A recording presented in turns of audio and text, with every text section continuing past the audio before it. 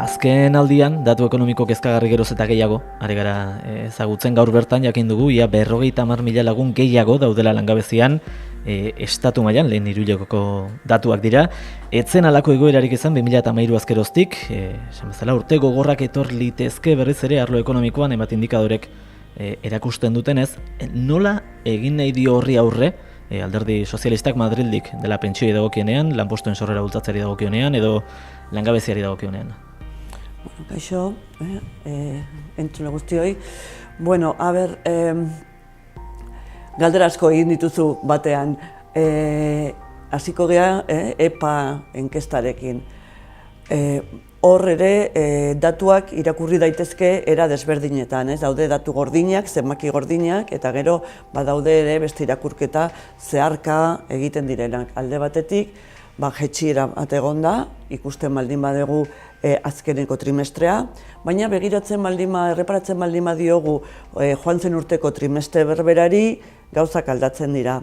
Eta joan zen urtean hor barruan aste santua zegoen, oraingo honetan ez, berez, begiratuta alde horretatik gauza bat atentzioa deitzen du eta da lan kalitatearen eremuan asko aurreratu garela. Hau da, kontratu indefinituak, askoz gehiago daude, eta joera hori izan behar du. Noski baietz, zenbaki gordinak ere hobetu behar direla, garbi dago.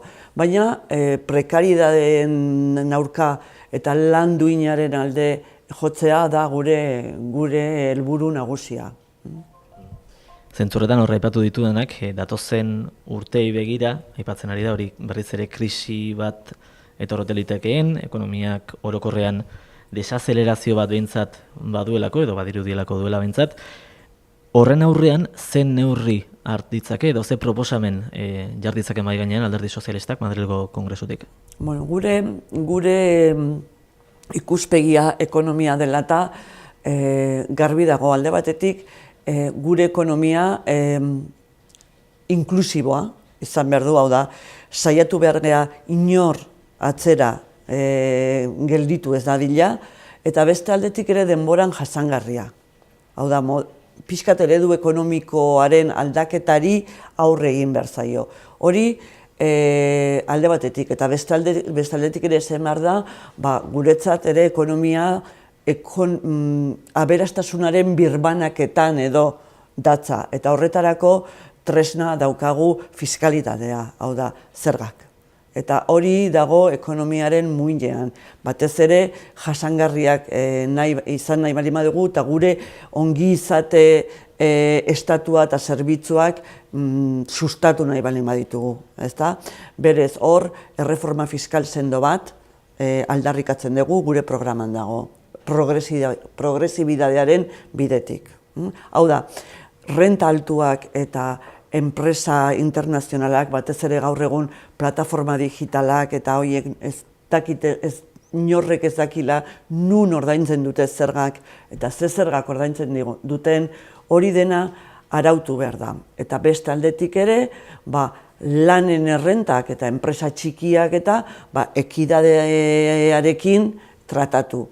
Eta bukatzeko pixkat baita ere fraude fiskala, hau da, iruzurraren aurka oso gogor jartzea, hortikan diru asko juten da. Hori alor sozioekonomikoari dagokionean, nolabait esateatik, hortaz aparte ze proposamen edo ze gai azpimarratuko zenituzke alderdi sozialistaren proposamenen artean? Bueno, batez ere prekariedadaren aurka jotzea, hau da, lan duinak batez ere gazteentzat. Eta baita ere, esaten direnak los parados de larga duración, eta hor ere neurriak hasi dira hartzen. Berriro ere, 52 baino gehiago dituzten langabezian daudenak, berriro ere subsidioa kobratuko dute. Baina politika ekintzaileak edo aktiboak batez ere badaude eremu ekonomiko batzuk, erronka bezala hartzen direla, baina aukerak izan daitezkeelak ere. Adibidez, jasangarritasuna eta klima aldaketan, hor eremu horretan lan asko, lan berriak teknologiarekin, jasangarritasunarekin lotutak daudenak, hor nitxo hori edo ondo tratatu behar da. Beste alde ere badago zahartze, gure gizartearen zahartze arazoa, eta hor ere hori ere aukera izan daiteke, ez? Hor ere lan berriekin lotu daiteken eremua da. Eta batez ere, hori, erreforma laboralaren aspektu latzenak saihestea. Hauteskundeen emaitzei edo emaitza posiblei begira jarrita, inkesten arabera, Hego Euskal Herriko bi erkidegoetan, PSek eta PSNek gorakada izan dezakete. Nafarroan 1 eta EAen 3 izatetik, Nafarroan 2 eta EAen 4 izatera pasa litezke. Igoera are nabarmenagoa izango litzateke Estatu Espainiarrean, Bigarren Errepublikaz geroztiko emaitzarik okerrenetatik, lehen indarra izatera pasako litzatekelako. Nola eman da aldaketa hau, edo nondi dator igoera hau pasokizazioa hitz egiten zenean duela ez horrenbeste? Orain hauteskunde batzuk irabazteko aukera izatera? Bueno, denok dakigu azken urte hauetan gauza asko gertatu direla, ez? Alde batetik gertatu da, lehendabizi gertatu zena izan zen ezkerraren fragmentazioa, ez? Podemos agertu zen, eta momentu batean surpaso famatua, pasokizazion, zuk esaten duzuna, hori, gertalitekeela, edo, hori nire ustez, alde batetik, batzutan komunikabideak, eta ez dut kulpa botatu nahi komunikabideetara, ez? Baina bai, haunditzen dute edo magnifikatzen dute pixkat joerak. Eta, desde luego, aitortu beharra dago, gure alderdia ez zula pasa urte horietan urte honak, krisialdi batean sartu ginen, baina krisialdi horretatik gure ustez oso reforzatuta atera garela. Eta gero ez da ustu behar gauza bat. Gure alderdia oso alderdi, ziurazki ez, Espainiako eta baita Euskadiko alderdi zaharrena da. Berez Bilbon jaioa, ezkerreko margenean, eta horrek ere ematen digu indarra handia. Pasadu krisialdi asko, errepublika, gerra zibila, exilioa, gero hemen ere terrorismoa, berez, ez dakit nola esan, sendoa gara, eta adversidade edo alden, gure ustez sendo agertzen gea, eta hori alde batetik gertatu da. Gero ze gertatu da? Gertatu dira Rajoyen 7 urteak. Nun murrizketak, korrupzioa, ustelkeria, eta pixkat politika eta gizarte zenbat eremuen deskonposaketa ikusi dugu. Eta hori alde batetik eta beste aldetik, Unidos Podemosen agerketa ere esperantza asko piztuzun jende askorengan eta borondate oso onarekin, baina nire ustez ez da egon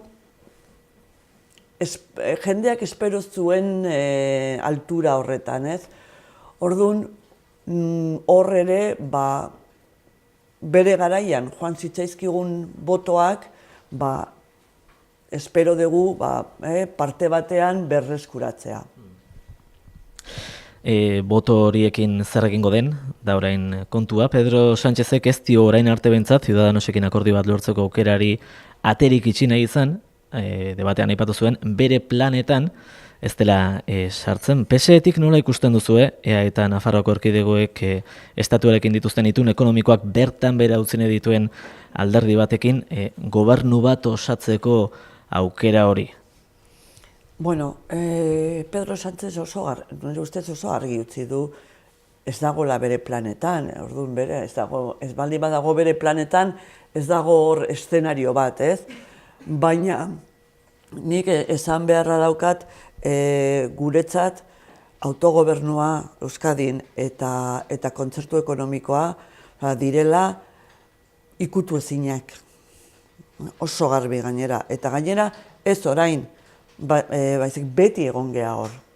Batzuk ematen dute orain baloratzen ari direla, autogobernua eta autogobernuak ekarri digun guztia, euskararen normalizazioa, euskal eskola publikoa, osakidetza, ertzaintza eta gehiago. Berez, gu beti egon geha hor, orduan, Ciudadanosen jarrerak horiek baldin badira, desde luego, gu ez geha hor egongo. Ez da Voxek parte hartuko lukeen gobernu bat egiteko ere? Voxekin? Ez, alegia PP, Ciudadanos eta Voxek osatu lezaketen gobernu baten aurren aukera balego, PSOEk Ciudadanosekin akordio bat lortuta gobernu bat osatzeko, kasu horretan, hori zen galderaren funtsa hasieratik, kasu horretan zen izango litzateken PSeren jarrera kontutan izan da, zenen Ciudadanosek gai horietan duen jarrera, ze adierazi zuen bai, ez zela bere planetan sartzen, baina horrek ez du esan nahi, ez dugu akordiorik egingo Ciudadanosetik bai egin duten moduan, baina bueno. Ni ez nago egoeran bai ez edo ez esateko. Alde batetik oso olako koalizioa Espainia mailan momentu honetan ez da imposiblea, ez da ezinezkoa, baina zaila ikusten dut, momentu honetan. Batez ere zenbakiak ematen dunez ez dute emango. Baina, zuk planteatzen duzun eszenarioa da el mal menor, ez? Nik ezin dizut esan, baina pentsatzeko zerbait izango litzateke ez dakit. Egia esan, ez nahi zor sartuko, ez daukata informazio hori, eta batez ere, nire ustez hori Pedro Sánchezen eskuan dago, eta ez diputatu xume eskuen batean, baina desde luego izango litzateke oso erabaki traumatikoa, hori garbi dago. Idoia Mendia, PSeko idazkari nagusiak, behin baino gehiagotan adierazi du, PSE, eskuineko 3 alderdien edo zuzenean ultraeskuinaren eta independentisten edo EAJaren agenda nazionalaren arteko konponbidea edo aukera bakarra dela. Benetan dira PSE-rentzat alderagarriak ultraeskun Espainiarra, Vox alegia, eta independentismo edo EAJaren agenda nazionala? Nire ustez horrek ez du esan nahi alderatzen ditula, baizik gure posizioa dala alde batetik autogobernua defendatzea, eta hor ezkerra abertzalea autogobernua defendatzen baldin badu oso ondo eta hor elkartuko gara, eta gero beste posizio batzuk Espainiaren unitatearen sakrosanta horren inguruan. Nire ustez, desde luego, ez dago, erdiko posizio horrek ez du esan nahi alderatzen ditugula biak. Pentsatzeko da, hauteskunde hauen ondoren eratuko den Kongresu Espainiarrari egokituko zaiola, Gasteizko Legebiltzarrako onartutako autonomia estatutu berria tramitatzean. Ponentzian lortutako akordioak ez zuen PSeren babesik izan, baina PSetik saiatuko zarete Legebiltzarraren gehiengoak babestutakoa Madrilen errespeta dezaten? Gehiengoa baldin bada, hau da, orain daukagun estatutua bezala baldin bada, hau da, desberdinen arteko ituna, bai, baina gehiengoak izan behar dute eta itunak izan behar dute desberdinen artekoak. Hau da, guk lana egingo dugu, orain arte egin egun bezala, guztion artean ditugun berdintasunak, koinzidentziak, horiek alde batetik antzeman, eta horiek abia puntutzat hartuta aurrera jotzea. Eta hor egongo gea, beti egon gea. Ez zaigu gustatu ponentziarena, hor berdinen arteko zerbait eginda, pixkat hor jartzen duena, ez zai guretzako ez du errespetatzen gure gizartearen anistasuna, guretzat hori oso abiapuntu importantea da, anitza gea, desberdinak gea, identitate desberdinak ditugu, eta hori aldarrikapen hori izan behar du hasiera puntua. Eta ez, batzuk ez dakit ze estatusa izango duten, eta beste batzuk ez dakigu oso ondo ze estatusa. Hau da, hiritar desberdinak egitea, eta hor gu ez gaude hor. Gaiz aldatuta PSOE alderdi anitza da, askotariko iritziak entzun daitezke, alderdiko baroi deitu izan zaienen hauetatik, Kataluniako afera izan da horren adibide, zentsura moziotik ona gertatutako ikusita pentsaliteke barne liskar horiek edo eztabaida horiek eragina izan dutela Sánchezen jarreran, alegia tokian tokiko baroiek izan dituzten adierazpenak eta egin dituzten adierazpenek eragina izan dutela elkarrizketa eta negoziazioari atea irekite egotetik no es no famatua kasu honetan erreferendum bati aplikatzera pasadelako Sánchez. Bueno, egia da, iritzi desberdinak eta anitzak daudela gure partiduan, baina ez bakarrik gai hau dela, baizik anitza garelako eta alderdi demokratiko bat garelako. Eta hori guretzat indar bat da. Korrente desberdinak daude, iritzi desberdinak daude. Hori esan da, Kataluniaren egoera delatan nire ustez nahiko adostasun handia dago alderdian. Garbi daukagu, 155 permanente horri ezetza, horrek ez dauka zentzurik, eta gainera Katalunia, hori bai izango litzatekeela Kataluniaren aurka eta Kataluniaren jendearen aurka jutea, horako egoera bat, eta beste alde ere, garbi daukagu ere momentu honetan erreferendu bati ezin zaiola eutsi. Marko legal bat daukagulako, eta marko legal hori edo aldatzen da, eta aldatzeko badakigu denok ze baldintzak daude, hau da, 3/4 de la Cámara, legebiltzarrean, berriro ere anitzen eta desberdinen artean akordioak iristea bere garaian egin zan bezalako, konstituziorako, edo bestela ezin da egin. Eta ezin dana onartu da independentistak batez ere gobernuan zeudenak Katalunian jendearekin egin dutena. Hau da, nunbait eraman dituzte, nik ez nuke izango engainatuta, baina ia hau posiblea da, hau egin daiteke, jakinda ezin zala egin, berez frustrazio egoera batera eraman da jendea. Hori ere irresponsabilitate handia da. Berez, guazen arazoa, Kataluniaren egoera, guazen saiatzea normalidade baten barruan sartzen, zubiak jartzen, komisio batzorde bilaterala gobernuan eta Kataluniako Generalitateen artean urteetan egin gabe egondana martxan dago, eta hori erakundeak dira eremua gauzak bideratzeko, eta denbora eman bartzaio. Eta elkarrizketa eta lasaitasuna, alde guztietatik. Ipatu duzu kontutan izan behar dela, marko legal Espainiarra aldatu beharko litzatekela, hori egin alizateko, referenduma egin alizateko. Zentzu horretan, referendum legal bat egiteko beraz, ia ezinbestekoa izango litzateke PSOEk hori ontzat ematea, edo hori aukera hori babestea, alegia PSOEk ere horretarako borondatea izatea.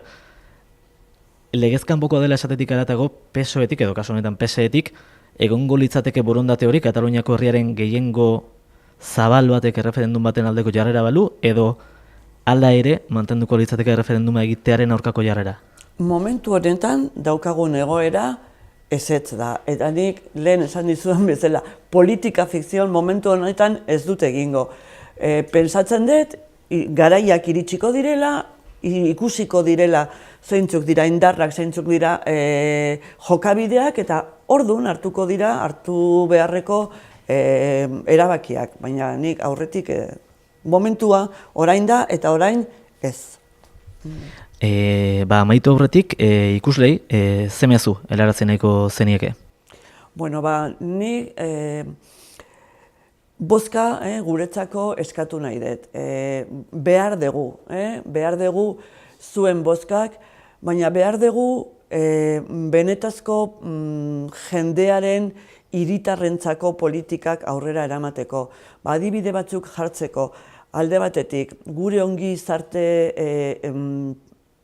gizartea sustatzeko.